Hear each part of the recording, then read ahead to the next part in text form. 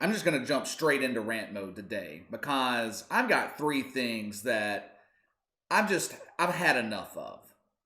I'm tired of this COVID overreaction in sports. I'm tired of the sports media ruining sports. And I'm tired of these politicians getting in the way of letting fans into NFL stadiums. I'm just going to come out and say it.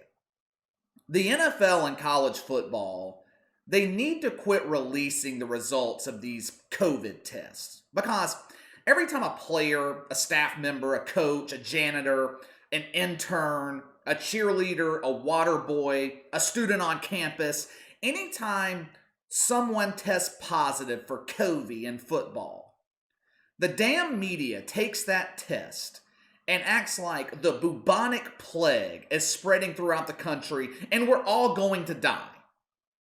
Anytime someone tests positive and it's related to football, what does the media say?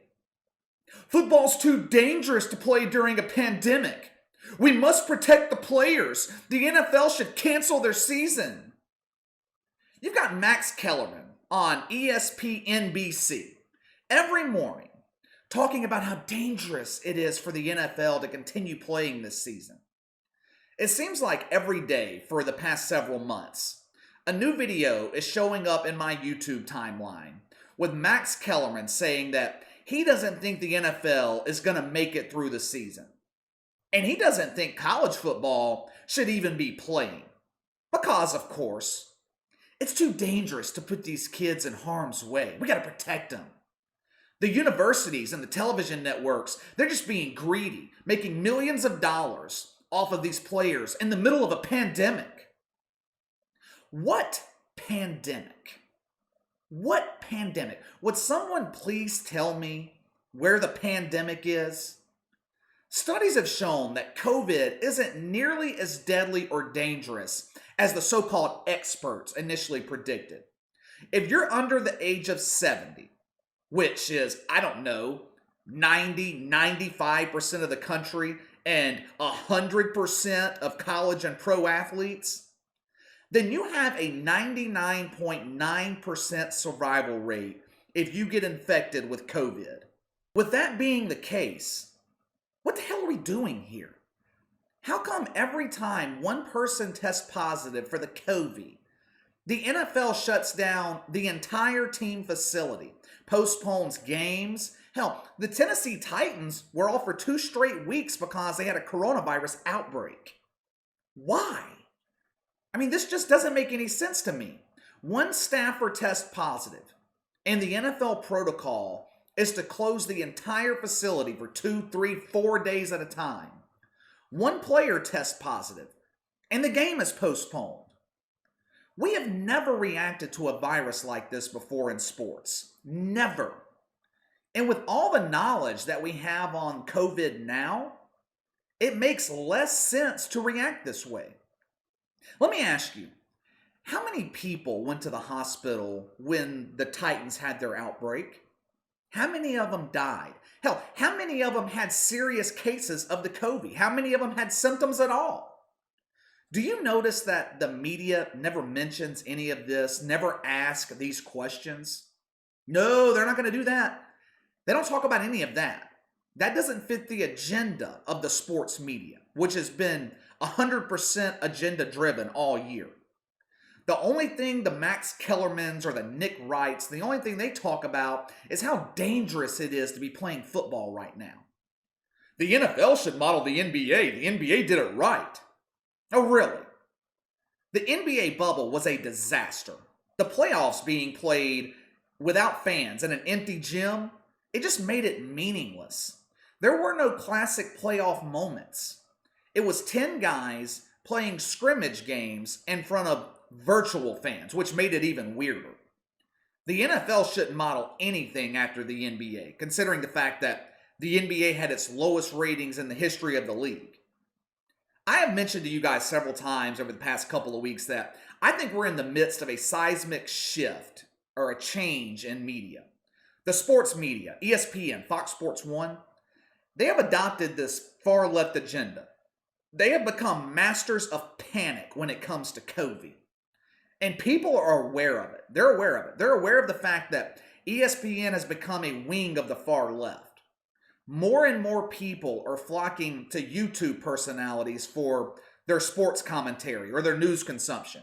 And fewer people are watching mainstream sports media like ESPN, which is great for guys like me. I mean, take my channel as a very small example of this. Before the NBA restarted and dove straight into a political hell, and before ESPN was driving the COVID train, I had 200-300 subscribers since April or March. My videos were lucky to get 50 views in a week. I've gained over 1,200 subscribers in the past few months. Anytime I come on here, and I'm just brutally honest with you guys about politics and sports, or about the COVID nonsense, or bashing the sports media for being so political and agenda-driven, they're my most popular videos. I think people are clamoring for people that will just be straight with them because they're not getting that from television sports media personalities. I will never be a defender of Dan Snyder. God knows that I'm no Dan Snyder fan.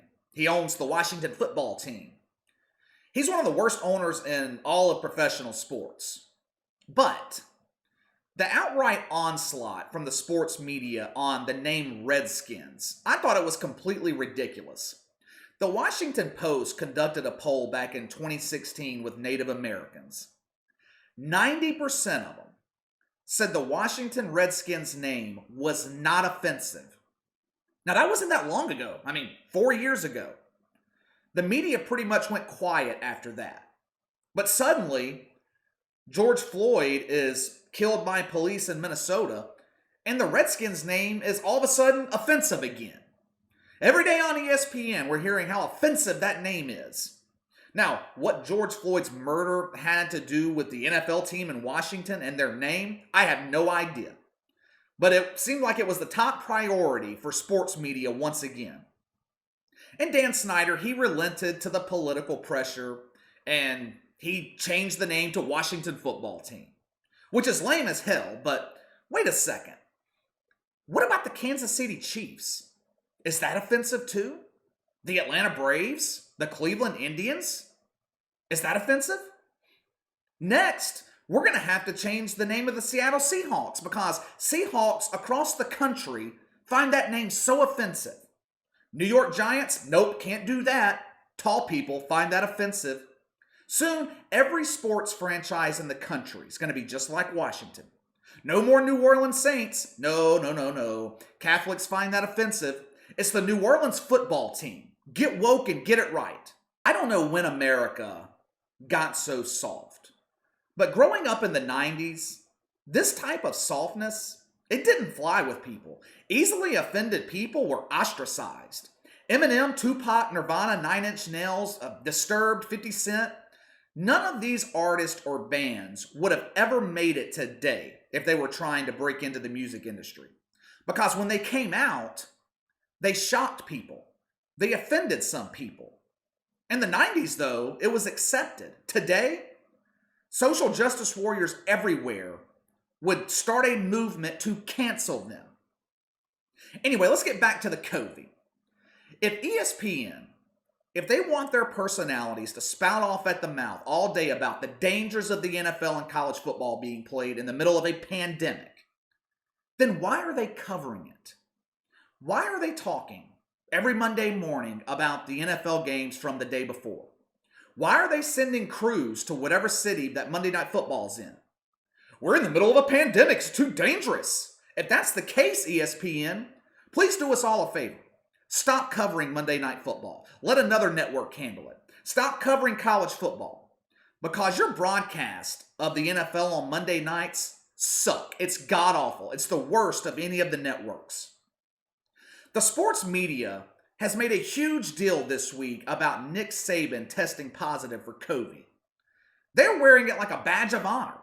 And I told you so moment. I told all you rednecks who love college football that it was a bad idea to play this season. Look, I don't care for college football. I watch a handful of college football games every year, but it's just, the majority of them are just far too boring for me. I love the NFL. But just because I don't like college football doesn't mean that I'm not going to defend their right to play. In my eyes, this college football season has been a resounding success in terms of COVID. There have been very few cases, no serious cases at all. Basically, all the panic the sports media talked about for months about the dangers of playing college football in the middle of a pandemic, none of it has come true so far. Nick Saban is 68 years old. Now, according to the experts, he is high risk of dying of the COVID. He came out the other day and said that he felt fine, that he was asymptomatic. He wouldn't even know that he had the disease or the virus if they weren't testing him 3 or 4 times a week. Bobby Bowden, 91 years old. He is beating COVID. Donald Trump, mid-70s. He beat COVID in like 3 days. But ESPN, they're not going to tell you any of this because it doesn't fit their agenda. They have become a propaganda wing of the Democratic Party who will do anything, it seems, to get President Trump out of office so they can regain power. Look, I was never a big fan of President Trump, but my perception of him changed in this year. I still don't really like him, but the reason that my perception of him has changed is because the mainstream media and the sports media, the overreaction and the continued overreaction to COVID, wanting everything to shut down, and then them infusing racial politics and politics in general into their broadcast on ESPN and Fox Sports 1, wanting to shut down the NFL and college football. All of that changed my opinion. The only virus that we have in this country is the media and the politicians. Tell me, with a virus that kills far less than 1% of the people that it infects, why are fans not allowed to attend NFL games? And don't give me the propaganda that it's killed over 200,000 people. Even the CDC refutes that number.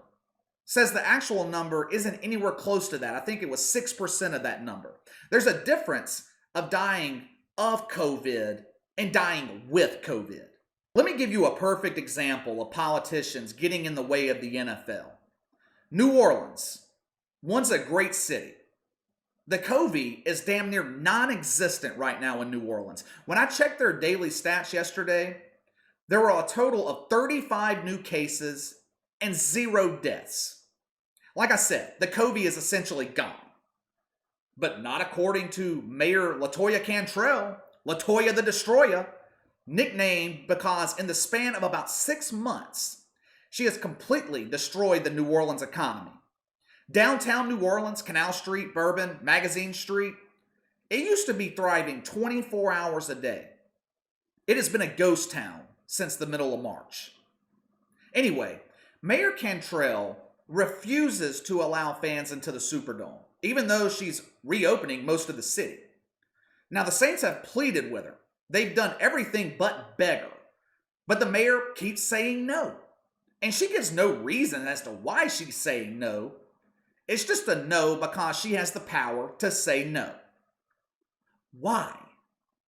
It doesn't make any sense. If you're afraid of the COVID, don't go to the game. It's that simple. If you want to go and you're not worried about the risk, sign the waiver saying that you won't hold the NFL responsible or the city of New Orleans. It is that simple. But we should be given the option to choose. The choice to go or not to go. It shouldn't be made by some government bureaucrat who, to my knowledge, never went to medical school and probably knows less about COVID than we do. See, this is the problem when media and politicians collude, when they become one, essentially. Every sports media outlet in the country should be investigating and criticizing these local politicians who aren't allowing fans into NFL stadiums. But do we get any of that from ESPN, FS1? Of course not. They don't even mention it. It's more the exact opposite. We have them telling us it's too dangerous that some NFL stadiums are allowing 25% capacity. Yet every week, they're giving us their opinions on these dangerous games. It is the height of a hypocrisy. I used to be an everyday watcher of ESPN and Fox Sports 1. I used to like Undisputed with Skip Bayless and Shannon Sharp. I used to enjoy First Take with Stephen A. and Max Kellerman. I used to like PTI and Around the Horn. I don't watch anymore. I won't sit here and tell you guys that I never watch. The only reason I do is because I have this channel. A video like this, for example, I've got to watch so I know, what guys like Max Kellerman are saying so I can counterpoint it. The reason I quit watching opinion shows on ESPN and FS1, I was tired of guys like Shannon Sharp calling America racist. I was tired of Skip Bayless sucking on the tit of the woke movement. I was tired of Max Kellerman and his doomsday narrative. I was tired of Captain Woke Stephen A. Smith preaching to me about politics. For the most part, the only time that I'm watching ESPN is Monday Night Football. And like I told you guys earlier, the broadcast, mainly the commentary, the play-by-play, is god-awful. It's the worst NFL broadcast of any major sports network. I'm not alone. Many of you guys aren't watching ESPN either. ESPN over the summer hit a 41-year ratings low. First Take, ratings tanking.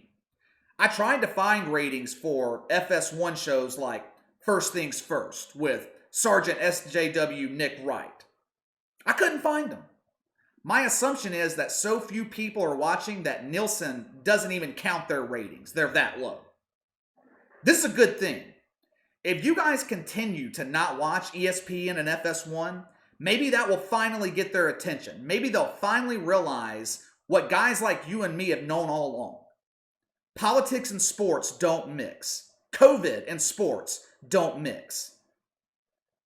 All right, that's all for today. Hit that like and subscribe button. Click the notification bell to receive all notifications from the channel. Leave me a comment in the section below. Have you guys quit watching ESPN and FS1? Do you think the sports media is ruining sports? Give me your thoughts on guys like Stephen A., Max Kellerman, Skip Bayless. You can follow me on Twitter at KC_BTL84. If you have any questions, a topic you'd like me to discuss, you can email me at BTLKC84@gmail.com. Enjoy your weekend. I'll see you guys next time.